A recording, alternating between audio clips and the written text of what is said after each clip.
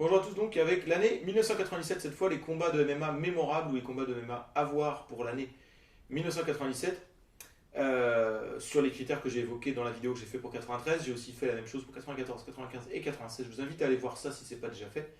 Et donc j'arrive en 97. Alors sans dénigrer ce que j'ai fait jusqu'à maintenant, mais il est vrai qu'il y a peut-être des combats que j'ai inclus en 95 ou 96 que j'aurais pas inclus pour 97 et des combats que j'ai inclus en 97 que je n'avais pas forcément ou que j'aurais pas forcément inclus pour les années qui viendront. On va dire que plus on avance dans le temps, plus il y a de combattants, plus il y a d'organisation et plus il y a de combats donnés. Et c'est donc de plus en plus, enfin la sélection est de plus en plus importante aussi de ma part. Et puis aussi, il y a un côté compétitif de plus en plus fort chaque année à cette époque-là. Et je dirais qu'en 87, ce qui vient se rajouter, c'est la notion tactique qui est plus importante, où le combat n'est pas juste la résolution un petit peu de comment tel style va battre tel autre style ou quelque chose comme ça, mais il y a aussi l'idée d'amener le match sur le terrain qui t'arrange ou quoi. Et donc ce bras de fer là aussi tactique va être de plus en plus intéressant à observer. J'en parlerai dans les exemples de combat que je vais avoir ici. Alors des petites choses que je voulais préciser en 97, il y a deux choses. D'abord, précision parce que ça ne se verra pas dans les combats dont je vais parler, mais en 97 il y a la création du Pride, le Pride Fighting Championship, le nom complet. C'est une organisation de MMA qui a été créée au Japon, mais qui sera la plus grosse organisation de MMA au monde de 97-98 jusqu'à sa mort en 2007, 2006-2007. Vraiment de façon nette, notamment de 2000 à 2005-6, clairement. Donc pour ceux qui ont découvert le MMA il n'y a pas très longtemps, qui ne se rendent pas forcément compte, l'UFC n'a pas toujours été la plus grosse organisation et le Pride. Donc voilà. Bon, ceci dit, j'ai aucun combat en 97 que j'ai gardé ou que j'ai retenu pour mes combats à voir pour le Pride, donc je vous en parlerai à partir de 98 plus en détail. Puis l'autre chose que je voulais dire aussi, c'est qu'en 97, on a pas mal de nouveaux combattants qui soit arrivent, débutent ou explosent en fait en 97. Et donc je vais vous parler dans cette vidéo-là. Et donc j'en profite pour préciser que tous les combattants mythiques, mémorables, légendaires de l'histoire seront abordés d'une manière ou d'une autre, puisqu'a priori un combattant mythique ou un combattant mémorable a eu des combats mythiques ou mémorables par la même occasion. Donc il y en a quelques-uns qui arriveront là en 97 et 98 aussi, qui vont faire des très grandes carrières, plus grandes encore que les combattants dont j'ai pu parler jusqu'à maintenant dans les vidéos précédentes.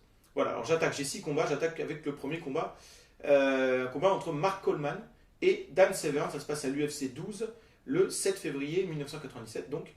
Alors c'est un combat très intéressant.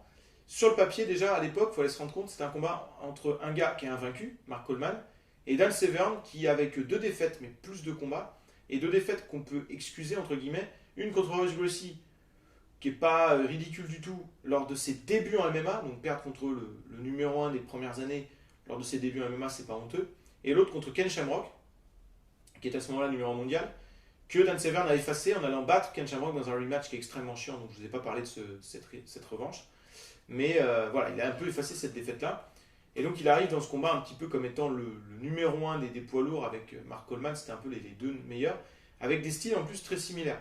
Les deux sont des spécialistes de lutte freestyle. Mark Coleman a fait partie de l'équipe olympique américaine de lutte freestyle pour les JO de Barcelone en 92. Quant à Dan Severn, il a beaucoup de références de lutte aux États-Unis, mais pas dans l'équipe olympique. Mais il a aussi des techniques dans d'autres sports de combat tels que le judo ou le sambo. Donc on pourrait se dire, est-ce que l'expérience et la variété de techniques de Dan Severn allaient suffire à battre, on va dire, la plus grosse puissance et les plus grosses références de lutte de Mark Coleman, sachant qu'on pouvait penser qu'ils allaient plutôt se neutraliser. Et en fait, le combat, donc, Jay, est assez intéressant sur le papier, mais là où c'est très impressionnant, c'est que Mark Coleman va gagner, et va gagner en dominant complètement Dan Severn, mais en dominant complètement Dan Severn sur la lutte. Et ça, c'est étonnant. C'est-à-dire qu'on aurait pu penser qu'il allait le battre sur autre chose. Souvent, hein, quand 2 gars qui sont très forts en jiu-jitsu s'affrontent ou en lutte, la clé du match, finalement, ça va être la qualité dans les autres sports. Dans un autre sport qui pourrait venir s'immiscer dans le niveau tactique et faire la différence. Et là, ce ne sera pas le cas du tout. Et finalement, ça donne quelque chose de très impressionnant. Mark Coleman domine complètement Severn d'un point de vue athlétique, plus rapide, plus puissant, technique, la lutte, clairement meilleure. Et au sol, il arrive à accéder à un headlock et à faire abandonner Dan Severn sur un headlock. Un headlock, c'est quand même un truc où on écrase, enfin on serre très fort et on tire sur le cou en même temps. Donc quelque chose qui est plutôt basé sur la douleur, qui devient plus ou moins insupportable ou quelque chose.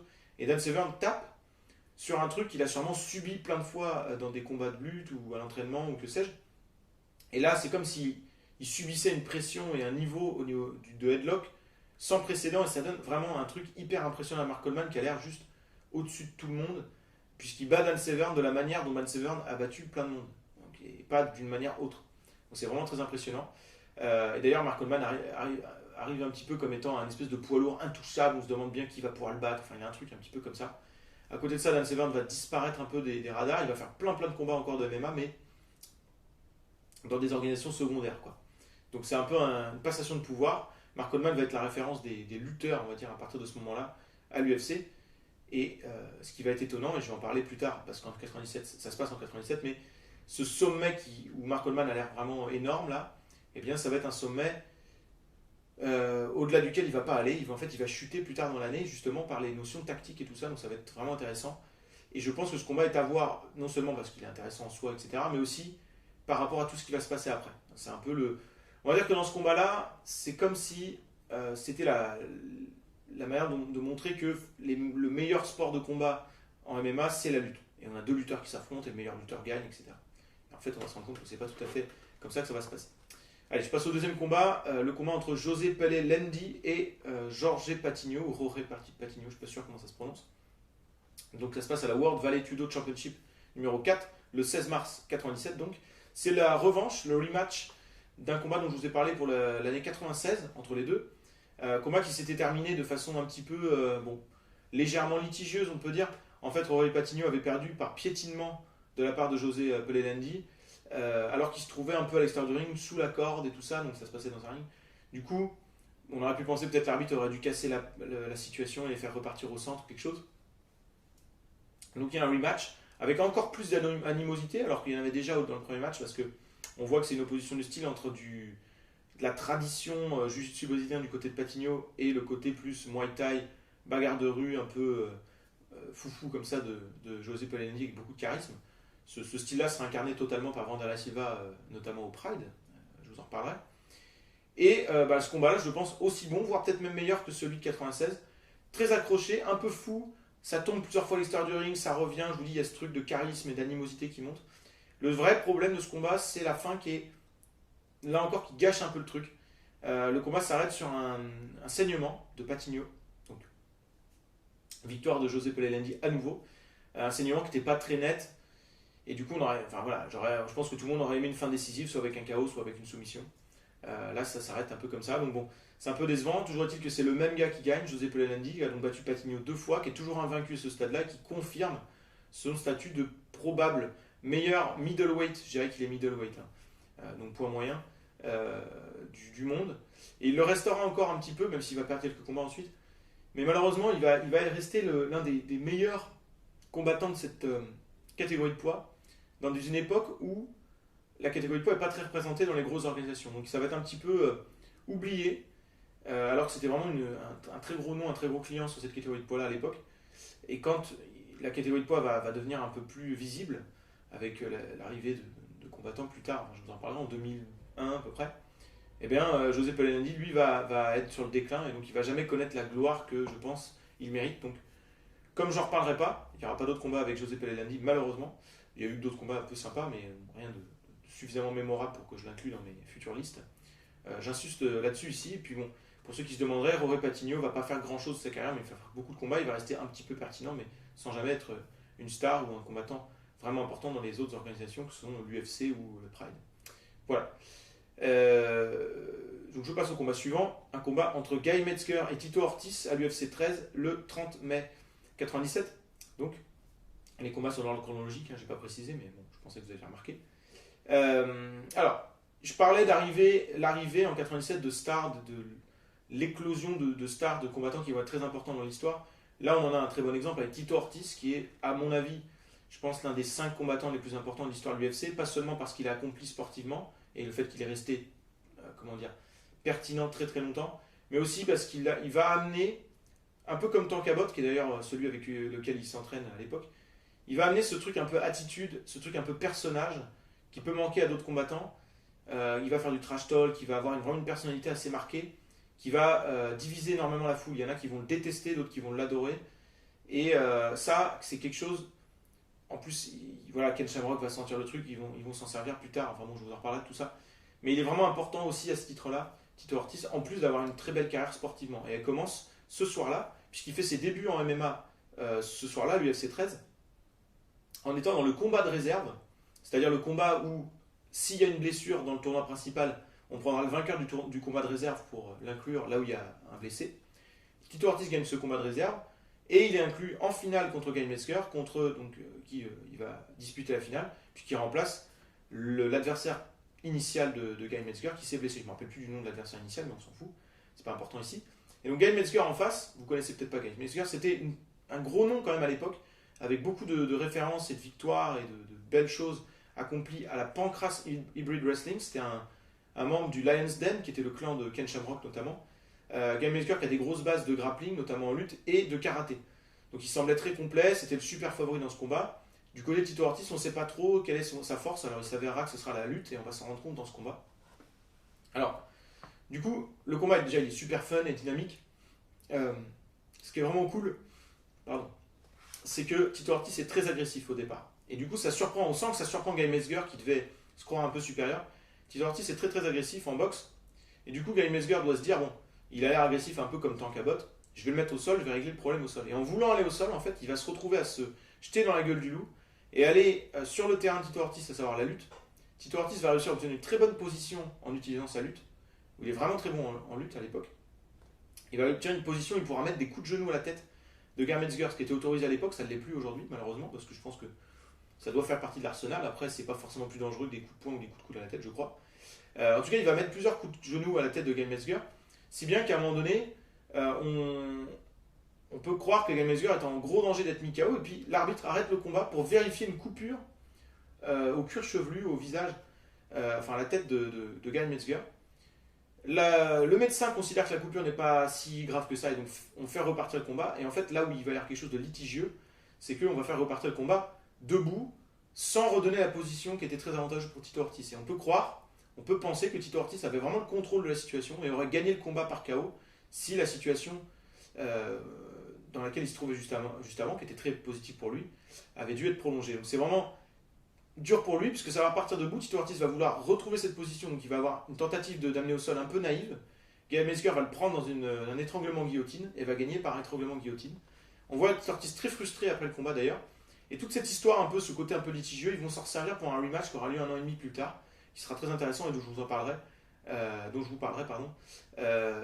pour 99 si je ne me trompe pas.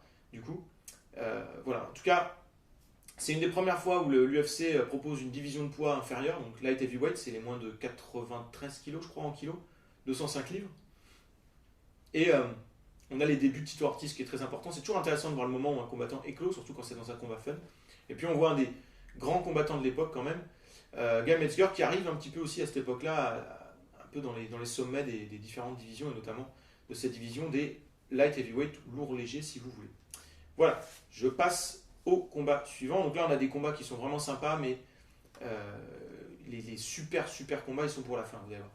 Alors il me reste 3 combats. Le prochain il est peut-être un peu particulier, mais j'ai voulu l'inclure. C'est le combat entre Vitor Belfort et Tank Abbott à l'UFC 13, là aussi, donc le même soir, en mai 97.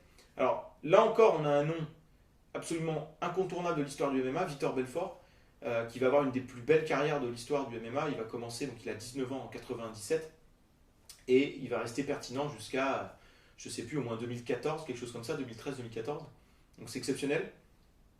Alors, il va avoir des hauts et des bas, mais il va quand même rester vraiment pertinent quand même du bout en bout. Et donc là il a 19 ans, et il faut savoir qu'il arrive dans ce combat avec 4 matchs, 4 victoires en 7 mois. Donc il n'a pas chômé au début de sa carrière. Il a dû donc faire ses débuts en 96. Et 4 victoires par KO très rapide. Le plus long combat qu'il a eu, c'est 1 minute 20. Sinon, c'est moins de 30 secondes des KO à chaque fois. Alors qu'il est annoncé comme une ceinture noire très legit de jiu-jitsu brésilien. Sachant que les ceintures noires de jiu-jitsu brésilien, il n'y en avait pas 15 000 dans le monde à l'époque. Et qu'on pouvait se dire que si ça allait au sol, il pouvait soumettre n'importe qui facilement. Et donc, il y a cette espèce d'aura d'espèce de prodige, comme ça, le mec de 19 ans qui est hyper fort debout. On imagine à peine comment il doit être fort au sol. Et donc là, pour la première fois, il affronte un gars un peu établi, un peu très respecté même, quand même à l'UFC, Tank Abbott, qui, comme son nom l'indique, j'allais dire, est un bourrin, un brawler, un bagarreur qui aime bien essayer de mettre KO rapidement. Donc on pouvait s'attendre à ce que ça fasse des étincelles, et c'est ce qui va se passer. Alors c'est un combat qui est très court, où en fait, et c'est ça qui est fou, Vitor Belfort va battre Tank Abbott comme il a battu tous les autres jusqu'à maintenant. C'est-à-dire que ça n'a pas été une marche pour lui, où ou un obstacle pour lui plus difficile à contourner que ce qu'il a eu avant. Ça fait un peu comme pour Mark Coleman. Il va le battre en faisant la brute, comme il fait pour les autres. Il n'en a rien à faire que ce soit Tankabot en face. Il y va comme un bourrin, et il est tellement plus rapide et précis avec ses points, qu'il... comment on dit ça en français? Parce que j'ai le mot overwhelm qui me vient en anglais, mais... Tankabot est complètement dépassé quoi, par la quantité de coups qui lui viennent à la tête et tout ça. Il se fait mettre KO hyper vite. C'est la première fois que Tankabot est battu de façon aussi radicale, j'allais dire. Et donc vraiment, ça fait de Vitor Belfort une espèce de super phénomène comme ça, où on se dit mais qui va pouvoir l'arrêter. Et donc, je vais en parler un peu plus tard, mais justement, non seulement ce combat est intéressant à voir, il est mémorable et tout, un peu comme certains KO très rapides sont mémorables, comme par exemple Conor McGregor qui met KO José Aldo en quelques secondes. Même si c'est pas un combat qui est spectaculaire parce que ça dure très peu de temps, je pense que c'est un combat à voir. Là, je pense que c'est un combat à voir parce que c'est l'explosion de Vitor Belfort encore plus haut. C'est l'arrivée d'un très grand combattant. Et ça fait vraiment de Vitor Belfort un truc très particulier à l'époque. À l'UFC, un peu un phénomène, comme j'ai dit. Et d'ailleurs, c'était son surnom, The Phenom. Voilà. Il me reste 2 combats donc, pour l'année 97. Et alors, clairement, ce sont mes 2 combats préférés de l'année 97. Et ça fait partie de mes 2 combats préférés. De toute, on va dire, la première époque du MMA, donc je dirais jusqu'à 99-2000, où on va basculer dans une autre époque, je pense. C'est vraiment 2 combats, des classiques, des tueries. Le premier, ça va être Mark Coleman contre Maurice Smith à l'UFC 14. Donc ça se passe le 27 juillet 97. Donc un classique absolu. Donc comme je l'ai dit, Mark Coleman il arrive dans le combat hyper star, quoi, espèce de champion imbattable. On se dit qu'est-ce que va pouvoir faire Maurice Smith ici? Maurice Smith, c'est un kickboxer. Je pense vraiment, et d'ailleurs, c'est ce que dit Mark Coleman dans une interview avant le combat. Il dit que le MMA est un sport de grappleurs, donc de gens qui attrapent et qui mettent au sol, etc. Et tout ce qui est striker, donc ceux qui frappent, a priori ne peuvent pas exister ici et il va gagner facilement. Et Maurice Smith a l'air d'avoir un truc. Hein, il a l'air confiant, il a l'air d'avoir une stratégie pour lui. Il faut savoir que Maurice Smith s'entraînait avec un groupe qui s'appelait The Alliance, donc un groupe de combattants qui avaient des techniques très différentes et qui, pour progresser sur les domaines où ils étaient un peu faibles, se sont entraînés ensemble, donc avec notamment Frank Shamrock. Et ce groupe-là va dominer, puisque Frank Shamrock va devenir un combattant très important aussi à peu près à la même époque. Et donc Maurice Smith va, bon je vous le spoil, hein, va gagner. Et donc c'était déjà un énorme upset. Donc déjà c'est toujours intéressant de voir une grosse surprise comme ça, et un combattant hyper établi qui semble intouchable se faire battre. En fait, il va réutiliser un petit peu ce qu'on avait pu apercevoir dans le combat entre Mark Coleman et Don Fry en 96, que j'avais mis sur mes combats mémorables de 96. Il va utiliser on va dire, la faiblesse du profil de Mark Coleman. Mark Coleman, il est hyper musculeux, hyper puissant et hyper bourrin. Je l'ai dit tout à l'heure, comment la façon dont il a battu Dan Severn, ouais, il n'a pas fait dans la finesse. Et donc, ça consomme beaucoup d'énergie. Et donc, si tu arrives à passer l'orage, tu peux espérer qu'il soit fatigué et pouvoir le battre à ce moment-là. C'est ce que va chercher à faire Maurice Smith. Donc il va se faire mettre au sol, mais c'est comme s'il savait que de toute façon il allait être mis au sol. Et au sol, il va essayer de faire travailler énormément Mark Coleman, de rester actif, et surtout de se protéger, d'avoir une bonne défense au sol. Ce qu'il va réussir à faire, certainement avec beaucoup d'entraînement spécifique là-dessus. Mark Coleman va effectivement se fatiguer, va paraître quelque part inoffensif au sol. Il va faire un peu de dégâts, mais rien de très significatif. Et à un moment donné, Maurice Smith va réussir à se relever. Donc là, gros choc, parce que déjà se relever, alors que tu es pris entre les bras, les mains d'un lutteur, ça paraît quasiment impossible. Mais sûrement que c'était dans un des moments où Mark Coleman avait besoin de souffler, faute un peu d'inattention. Et Maurice Smith se relève. Et là, quand il se relève, c'est absolument extraordinaire. Ce qui est saisissant, c'est que Mark Coleman a l'air complètement impuissant et vulnérable, comme jamais on a eu l'impression qu'il y avait un combattant qui était vulnérable dans un octogone ou un ring, quoi. C'est-à-dire qu'il est debout, épuisé, il a de la peine à lever les bras pour se protéger, et face à lui, il a un champion du monde de kickboxing qui peut le mettre KO en une frappe, quoi. Et c'est terrible à regarder, c'est horrible. Hein. On se dit, putain, ça doit être horrible psychologiquement de se sentir fatigué, de voir un champion de kickboxing devant toi qui a juste envie de t'en coller une. Ce qui est extraordinaire, c'est qu'il va réussir à puiser au fond de lui pour remettre un takedown et remettre Maurice Smith au sol. Donc ça rend le truc un peu épique, parce que tu sens que voilà, il est devant au niveau des juges, parce que c'est lui qui a dominé, mais on sent qu'il y a une espèce de compte à rebours très tendu pour lui. Maurice Smith va réussir à se remettre debout, il va aller à la fin du round, puisqu'à l'époque c'était un round, alors je ne me rappelle plus exactement, je crois que c'est un round de 13 minutes et une prolongation de 3 minutes ou un truc comme ça. C'est un peu particulier le système de round à l'époque. Et donc, s'il n'y a pas de vainqueur à la fin du round, très long, de 10 ou 13 minutes, on va en prolongation. Et c'est au terme de la prolongation qu'on décide du vainqueur en fonction des juges qui jugent sur la prolongation uniquement. Donc c'est très particulier. Et donc, la pause entre le round et la prolongation, on se dit ça va peut-être permettre à Mark Coleman de repartir et de gagner la prolongation, donc il va peut-être pouvoir gagner quand même. Et donc du coup, Maurice Smith est très prudent. On voit que Mark Coleman il est vraiment trop crevé et c'est un calvaire, il s'en prend plein la gueule, enfin, surtout dans les jambes, les low kicks et tout ça, enfin les leg kicks.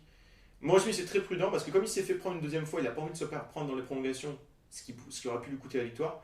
Et donc il y va pas trop fort et il gagne par KO, par décision, excusez-moi, c'est justement ce que je voulais dire. Il fait pas un KO alors qu'il aurait sûrement pu, mais il a été prudent et il bat donc Mark Coleman. Énorme surprise, Maurice Smith, nouveau champion poids lourd de l'UFC.